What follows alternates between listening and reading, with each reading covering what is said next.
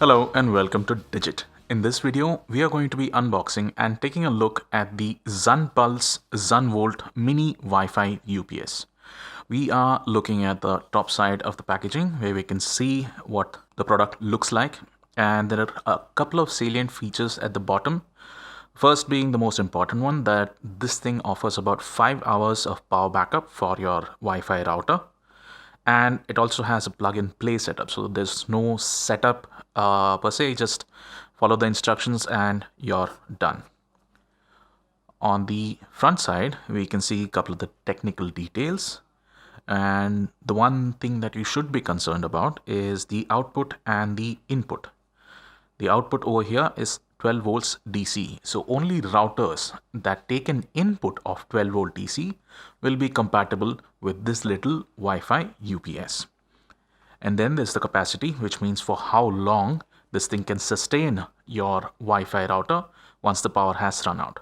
And it has two 2600 mAh batteries, which give you about 19.24 watt hours. Then we know what's on the inside of the packaging. Aside from that, this is branding on the other sides. Over here you have the serial number as well as the contact information for the manufacturer. So in case you need to claim warranty or have any other need to reach out to them, that's what you'll look for. Once we open the box, we can see that there's a power cable along with a little adapter. Then there's the mini Wi-Fi UPS and nothing else in the packaging. So you can see why they're calling it an easy to set up plug and play device. So on your left you have the cable. It's about a little over 2 feet long. You've got connectors of varying types. Then you've got one adapter in case one of these connectors is not fit. Basically, you take a wireless router, take the adapter of the wireless router and insert it into the port that says in.